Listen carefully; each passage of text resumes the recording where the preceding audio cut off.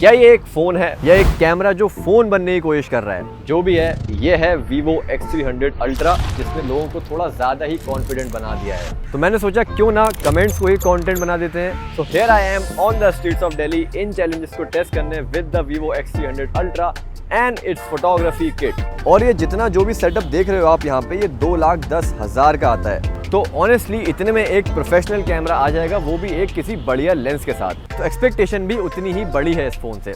So let's do this.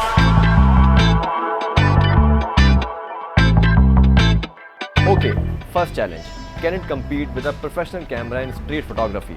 And honestly, this is where the Vivo X300 Ultra feels completely different. जो pictures left में हैं वो Sony Alpha 7C DSLR camera से ली गई हैं and the pictures on the right are clicked with the Vivo X300 Ultra. I mean, look at them. बहुत ज़्यादा कुछ फर्क बचा है नहीं। तो DSLR किलर क्लेम का तो पता नहीं, but it is definitely DSLR's competition now.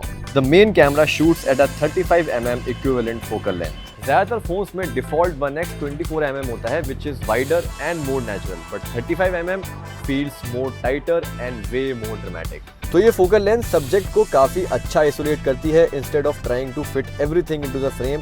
And with the 1-inch type 200 megapixel Sony LYT901 sensor, the results look genuinely impressive. इन शॉट्स को देखो आप, डायनेमिक रेंज सॉलिड है, शैडोज रिटेन होती हैं एंड थैंकफुली वीवो ने इस बार ओवर प्रोसेसिंग भी लिमिट कर दी है। Auto focus and shutter speed भी एकदम क्रेजी क्विक है। मूविंग ऑटो रिक्शा के शॉट्स काफी अच्छे आते हैं दिल्ली में। एंड अगर आप स्नैपशॉट फीचर यूज करोगे तो it will be almost like a still picture. And portraits, this is the best part about the camera. Portraits में अगर आप 35mm फोकल लेंथ से आगे बढ़ोगे, 85mm जाओगे, 135mm जाओगे या फिर 200mm वाला एक्सटेंडेड टेलीफोटो लेंस लगा लोगे, faces will look more proportional और बैकग्राउंड सेपरेशन एक्चुअली ऑप्टिकल लगता है instead of fake portrait blur. Just beautiful. So I think this can indeed compete with a professional camera in street photography.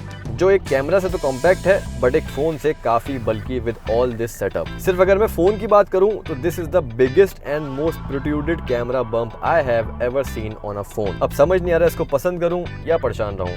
खैर, overall design is premium, water and dust protection is top notch and armour glass के साथ phone durable भी है। Okay, next challenge. Hoskas Socials LA is really good for low light photography, but only if you have a good camera. Is it good enough? Time to check that out.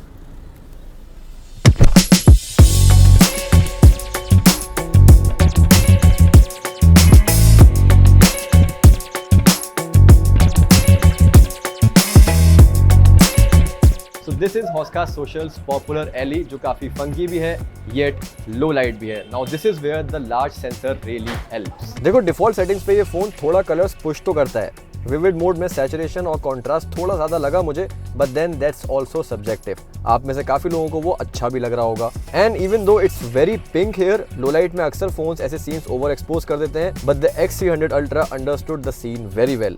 Yes, यहाँ थोड़ा बहुत AI processing है, but I think these are really great low light shots. And not just the pictures, videos में भी काफी मेहनत हुई है इस बार। The 1-inch type main sensor does a brilliant job in videos. I am shooting this video at 4K 120 FPS। Hand held shooting आप इतनी स्टेबल कर सकते हो that most of the time you don't even need a gimbal for professional shoots. Okay, 2 challenges down, 2 more to go. Okay, so किसी भाई ने बोला है try names written on India gate. चलो ट्राई कर लेते हैं।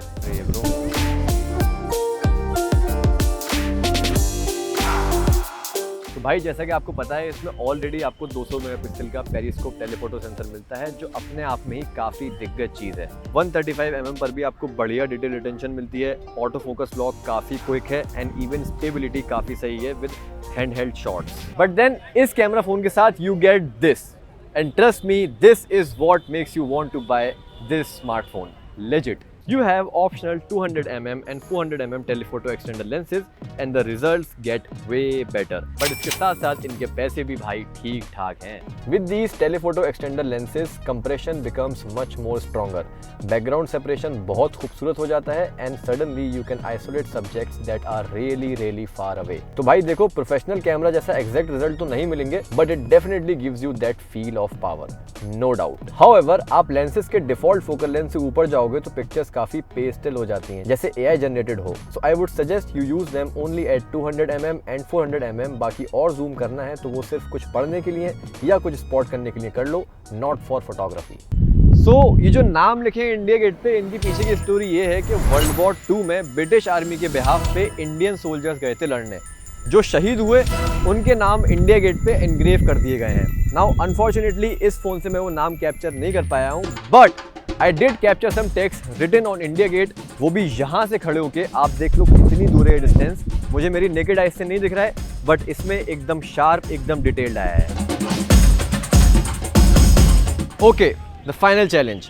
आईफोन अभी भी क्रिएटर्स फर्स्ट चॉइस है। Can the Vivo X300 Ultra beat it? My friend, I accept the challenge. And honestly यहाँ पे Vivo को सबसे ज़्यादा फ्लेक्स करना चाहिए, because you are getting 4K 60 FPS from all cameras, 4K 120 FPS from rear cameras, log recording with LUTs, जिन्हें नहीं पता सिनेमैटिक फिल्टर्स होते हैं, समझ लो, for detailed format videos, excellent mics, custom colour profiles and APV codec support as well. Specs तो हैं creator friendly, more importantly the footage itself is really beautiful. ये वीडियो देखो आप, मैंने अलग अलग वीडियोस को मर्ज करके एक वीडियो बनाया है।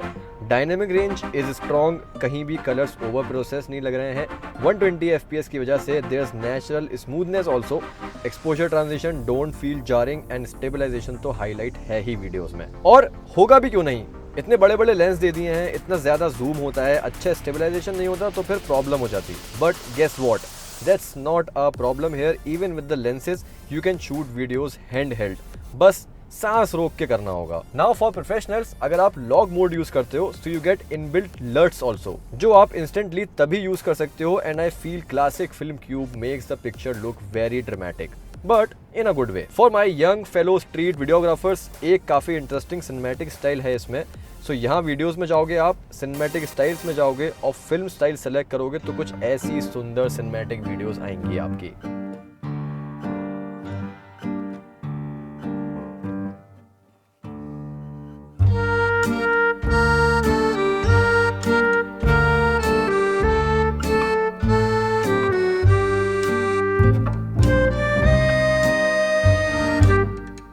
अब वीडियो तो बन गई। काफ़ी सारे क्रिएटर्स आईफोन पे एडिट भी करते हैं, तो भाई आईफोन से ऑलमोस्ट 50% पावरफुल है ये phone with the top and Snapdragon 8 elite Gen 5 processor. तो आप 4K वीडियोस बिंदास एडिट कर सकते हो इस पे, which don't take a lot of time to export. Not just that, a creator also needs a bright, accurate and responsive display. This phone features a 6.8-inch OLED panel जिसमें आपको मिलते हैं sharp visuals, smooth response and it is pretty bright outdoors too. Now imagine a heavy camera setup like this. One of the best performance on phones.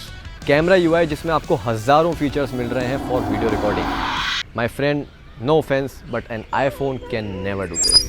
भाई 4 challenges थे, चारों के चारों हमने कंप्लीट करे हैं। अब इतना एग्रेसिवली कैमरा यूज़ करने के बाद इसकी बैटरी 19% बची है। 100% पे हमने शुरू करा था, which is I think is a very good number, because camera use करते टाइम, स्पेशली वीडियो शूट करते टाइम, बैटरी कंजम्पशन सबसे ज़्यादा होता है।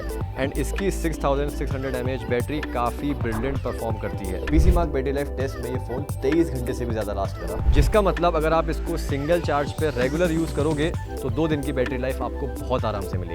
Now let's not forget this is still a phone. तो कुछ चीज़ें मैं बताना चाहूँगा आपको। ये फ़ोन काफ़ी सही परफॉर्म करता है, यस, काफ़ी पावरफुल भी है, यस, बट उस पावर को सस्टेन नहीं कर पाता है जो इवेंचुअली थर्मल को इम्पैक्ट करता है। इतनी गर्मी में इतना एग्रेसिवली कैमरा यूज़ करने पे कोई भी फ़ोन गर्म होगा, बट ये थोड़ा सा मेरे को ज़्यादा गर्म लगा। अब इसमें दिल्ली की गर्मी को ब्लेम करो या इसके थर्मल्स को, I don't know. Hopefully this will get better with the updates. तो काफ़ी प्रोडक्टिव दिन था आज का, काफ़ी चैलेंजिंग भी था, because challenges of course. But मुद्दे की बात पे आते हैं, मनी भाई। See, this phone alone cost 1,60,000 rupees. अब इसके साथ अगर आप ये ग्रिप और 400 mm वाला लेंस लोगे तो ये आपको पड़ेगा 1,99,000 का। और अगर पूरी फोटोग्राफी किट चाहिए then the price is 2,10,000 rupees. So if you really want this phone और आपको उसके साथ इसकी एक्सेसरीज भी चाहिए तो मेरे हिसाब से बेस्ट ऑप्शन बीच वाला है, the 400 mm lens and the grip at 1,99,000 rupees. अब बात यह है कि 2 लाख रुपए एक फ़ोन पे और उसकी एक्सेसरीज पे खर्च करने चाहिए कि नहीं।